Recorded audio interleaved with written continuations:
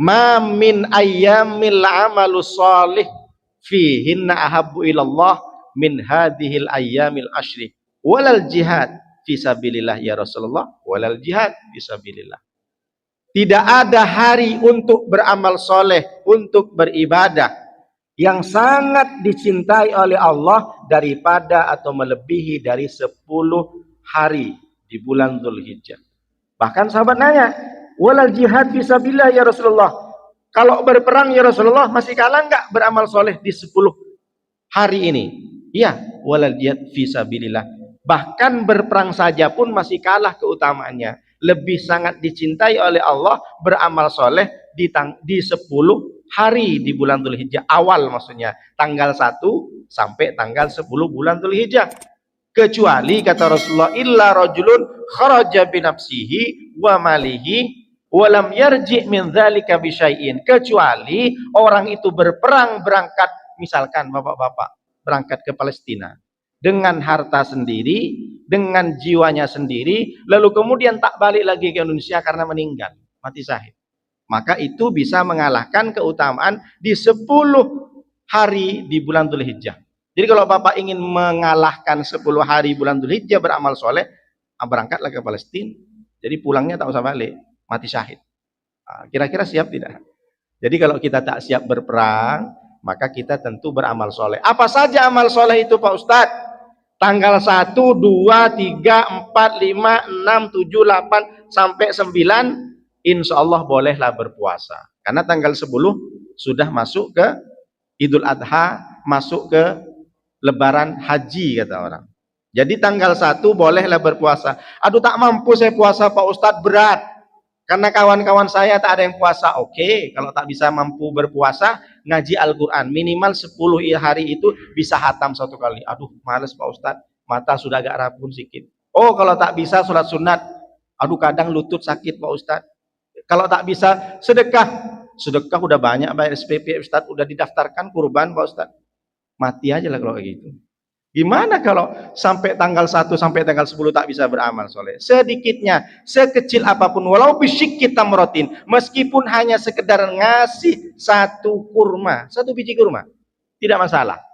Jadi apapun bentuknya, kalau kita tahu ilmunya, maka akan terangkat derajat kita, karena kita tahu. Tapi kalau banyak orang yang beramal tapi tidak berilmu, ini yang susah. Kenapa kamu puasa? Aku ikut-ikut aja lah pengurus itu. Makanya itulah pentingnya mengaji. Karena mengaji ini bapak-bapak dari rumah, 1 langkah menghapus dosa, 1 langkah mengangkat derajat. Jadi kalau kita mengaji, dapat ilmunya, dapat pahalanya, dapat keutamanya. Banyak orang beramal soleh tapi tidak berilmu. Itu tidak utama. Itulah kenapa orang berilmu itu harus sampai mati pun kita butuh ilmu. Kata para ulama, utlubul ilma minal mahdi ilal lahdi. Carilah ilmu mulai dari gendongan seorang ibu sampai kita meninggal, liang lahat. Kenapa mesti seperti itu? Orang mati pun butuh ilmu. Ada orang mati tiba-tiba langsung dikubur aja begitu. Tak, kita mesti harus dikafani, dimandiin. Itu ada tata caranya.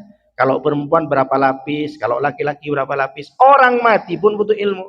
Maka bapak-bapak sungguh beruntung yang masih istiqomah memakmurkan masjid sampai hari ini masih betah.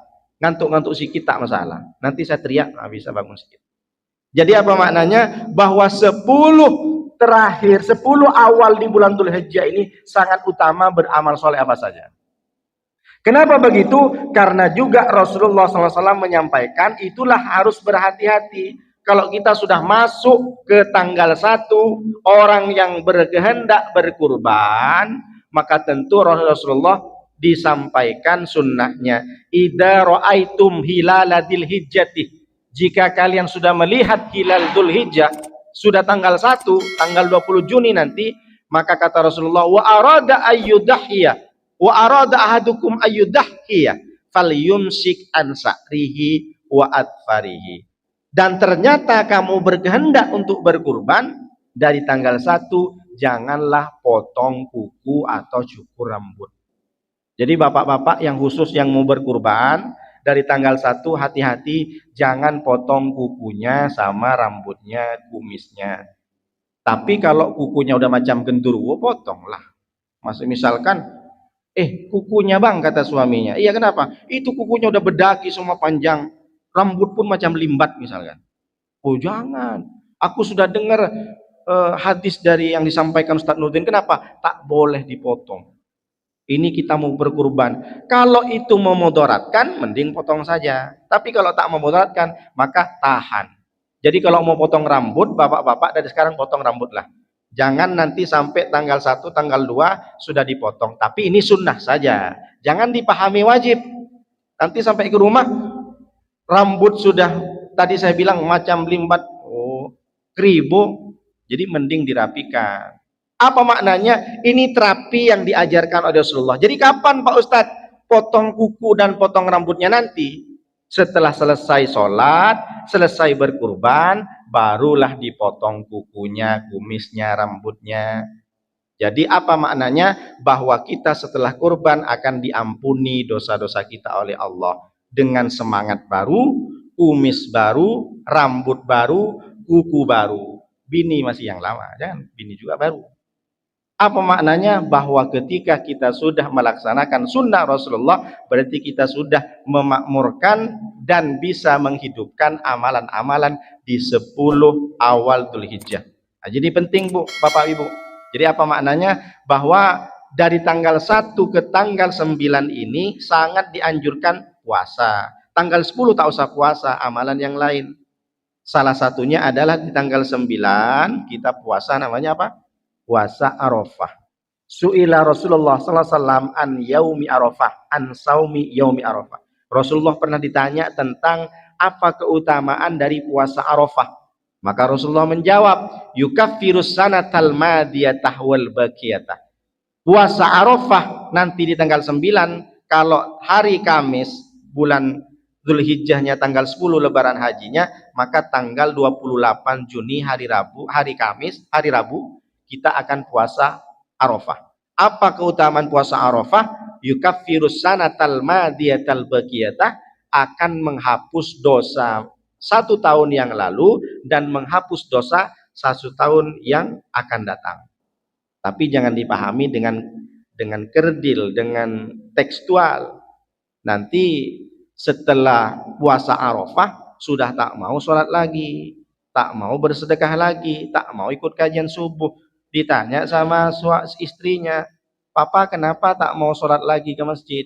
1 tahun ke depan aku sudah diampuni dosanya. Kok bisa begitu? Hadis sahih puasa Arafah nggak seperti itu. Jadi seakan-akan seolah-olah kalau kita puasa di puasa Arafah tanggal 9 bulan Dzulhijjah, maka seakan-akan pahalanya 1 tahun ke depan kita tidak punya dosa. Tapi jangan sampai kita berbuat dosa atau kita tidak sholat, salah. Ini luar biasa. Maka kenapa puasa Arafah itu tinggi pahalanya dan keutamaannya luar biasa? Karena pada saat itu juga orang haji lagi wukuf di Arafah. Mereka sudah tidak bisa beraktivitas lagi, berzikir, bahkan berpuasa. Maka jangan sampai nanti kita akan bisa. Soalnya kalau kita tak sampai ke Mekah, setidaknya kita bisa merasakan apa yang dirasakan orang yang haji di Arafah.